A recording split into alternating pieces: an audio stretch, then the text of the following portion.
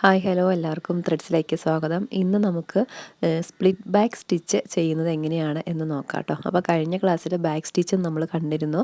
അപ്പോൾ ആ ഒരു മെത്തേഡ് തന്നെയാണ് സ്പ്ലിറ്റ് ബാക്ക് സ്റ്റിച്ചിലും ഉള്ളത്. 6 ഇഴ നൂലാണ് എടുക്കുന്നത്. ഇപ്പോൾ ഞാനതിൻ്റെ ഒരറ്റം കെട്ടിയിട്ടിട്ടുണ്ട് കേട്ടോ.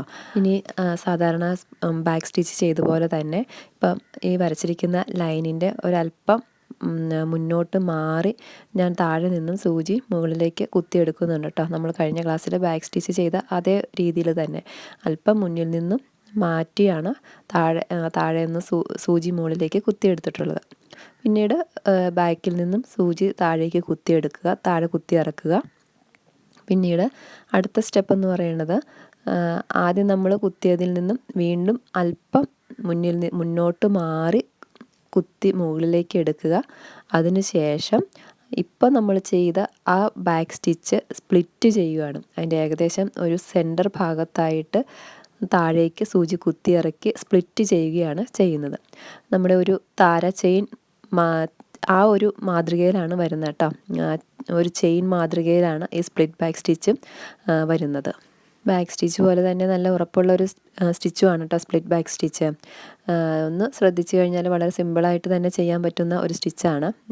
നൂല് കെട്ടുകൂടാതെയൊക്കെ നോക്കുക കേട്ടോ ചെയ്യണ സമയത്ത്. താഴെയാണെങ്കിലും നമ്മൾ സ്പ്ലിറ്റ് ചെയ്യുകയാണ്. അപ്പോൾ അത് കാരണം അങ്ങനെ കെട്ടുകൂടി പോവാതെ ശ്രദ്ധിച്ച് വേണം ചെയ്യാനായിട്ട്.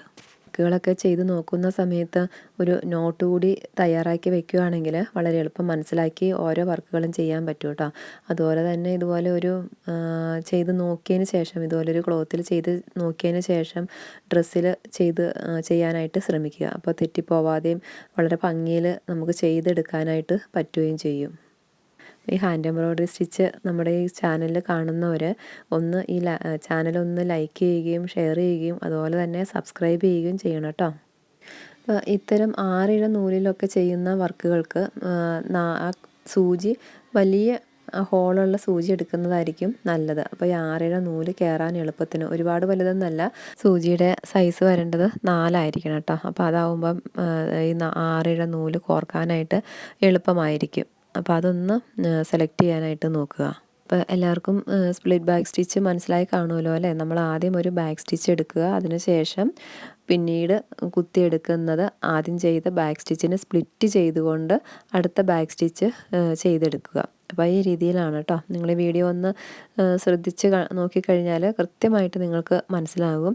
എന്തെങ്കിലും ഡൗട്ടുകൾ ഉണ്ടെങ്കിൽ നിങ്ങൾ കമൻ്റായിട്ട് ഇടുക കേട്ടോ. അപ്പോൾ അതിന് മറുപടി തരുന്നതായിരിക്കും.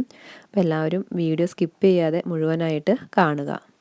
അപ്പോൾ ഇങ്ങനെയാണ് കേട്ടോ സ്പ്ലിറ്റ് ബാക്ക് സ്റ്റിച്ച് വരുന്നത്. ഇനി അതിൻ്റെ ബാക്ക് സൈഡ് നോക്കിക്കഴിഞ്ഞാൽ ഉണ്ട്. അപ്പോൾ ഇതുപോലെയാണ് അതിൻ്റെ ബാക്ക് സൈഡിൽ സ്റ്റിച്ച് വരുന്നത്.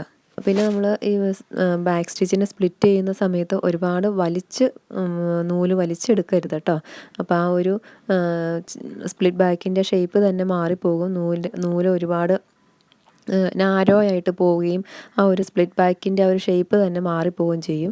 അപ്പോൾ അതുകൊണ്ട് കുത്തിയെടുക്കുന്ന സമയത്ത് സ്പ്ലിറ്റ് ബാക്ക് ചെയ്യുന്ന സമയത്ത് ഒരിക്കലും നൂല് വലിച്ച് എടുക്കരുത്. അപ്പോൾ ഇതുവരെ ചെയ്തിട്ടുള്ള ക്ലാസ്സുകളെല്ലാം നോക്കി നിങ്ങൾ ഡ്രസ്സിൽ നല്ല ഡിസൈനൊക്കെ വരച്ച് വർക്കുകളൊക്കെ ഒന്ന് ചെയ്ത് നോക്കണം കേട്ടോ. ആദ്യം നിങ്ങൾ ഹെവി വർക്കുകളൊന്നും എടുത്ത് ചെയ്യേണ്ട, ചെറിയ പിക്ചറൊക്കെ വരച്ച് ചെയ്ത് നോക്കുക കേട്ടോ. എംബ്രോയ്ഡറി വർക്കുകളെല്ലാം തന്നെ വളരെ സിമ്പിളായിട്ട് തന്നെ ചെയ്തെടുക്കാവുന്ന വർക്കുകളാണ് കേട്ടോ. അല്പം ഒന്ന് മനസ്സ് വെച്ചാലും മതി, നമുക്ക് നന്നായിട്ട് തന്നെ ചെയ്യാൻ പറ്റും. അപ്പോൾ ഒരു ചുരിദാർ മെറ്റീരിയലൊക്കെ എടുത്തു കഴിഞ്ഞാൽ അതിൽ നല്ല ഡിസൈനൊക്കെ ചെയ്ത് ഇത്തരം വർക്കുകളൊക്കെ ചെയ്യുമ്പോൾ നല്ലൊരു ഭംഗിയിലേക്ക് മാറ്റിയെടുക്കാനായിട്ട് പറ്റും. അപ്പോൾ അങ്ങനെ എല്ലാവരും ഒന്ന് ശ്രമിച്ചു നോക്കുക കേട്ടോ. അപ്പോൾ എല്ലാവരും വീഡിയോ സബ്സ്ക്രൈബ് ചെയ്യാൻ മറക്കരുത് കേട്ടോ. എല്ലാവരും സബ്സ്ക്രൈബ് ചെയ്യണം, ലൈക്ക് ചെയ്യണം, ഷെയർ ചെയ്യണം. നിങ്ങളുടെ വിലയേറിയ അഭിപ്രായങ്ങൾ രേഖപ്പെടുത്തുകയും ചെയ്യണം. അപ്പോൾ നമ്മുടെ മോട്ടിഫിലെ സ്പ്ലിറ്റ് ബാക്ക് സ്റ്റിച്ചിൻ്റെ വർക്ക് കഴിഞ്ഞിട്ടുണ്ട്. അപ്പോൾ ഈ രീതിയിലാണ് സ്പ്ലിറ്റ് ബാക്ക് സ്റ്റിച്ച് കംപ്ലീറ്റ് ചെയ്ത് കഴിയുമ്പോൾ ഇരിക്കുന്നത്. ഇനി നമുക്ക് താഴെ നൂല് കെട്ടിയിട്ട് ഉറപ്പിച്ചെടുക്കാം കേട്ടോ. കഴിഞ്ഞ വർക്കിൻ്റെ എല്ലാം നിങ്ങൾ കണ്ടല്ലോ, നൂല് കെട്ടിയിട്ട് സ്റ്റോപ്പ് ചെയ്യണത് എങ്ങനെയാണെന്ന് കണ്ടല്ലോ അല്ലേ? അപ്പോൾ ആ രീതി തന്നെയാണ് ഇവിടെയും അത് കെട്ടിയിട്ട് ഉറപ്പിച്ച് വെക്കേണ്ടത്. ഇത് സ്പ്ലിറ്റ് ബാക്ക് സ്റ്റിച്ച് ഉപയോഗിച്ച് ചെയ്തിട്ടുള്ള ഒരു വർക്കാണ്. അപ്പോൾ ഒരു സ്റ്റെമ്മും അതിൽ ഫുള്ള് എല്ലാ വർക്കും സ്പ്ലിറ്റ് ബാക്ക് തന്നെയാണ് ഉപയോഗിച്ചിട്ടുള്ളത് കേട്ടോ. എല്ലാവർക്കും ഈ വീഡിയോ ഇഷ്ടപ്പെട്ടു എന്ന് വിചാരിക്കുന്നു. അപ്പോൾ അടുത്ത വീഡിയോയിൽ അടുത്ത ക്ലാസ്സുമായി അടുത്ത വർക്കുമായിട്ട് നമുക്ക് കാണാം. Okay, bye bye.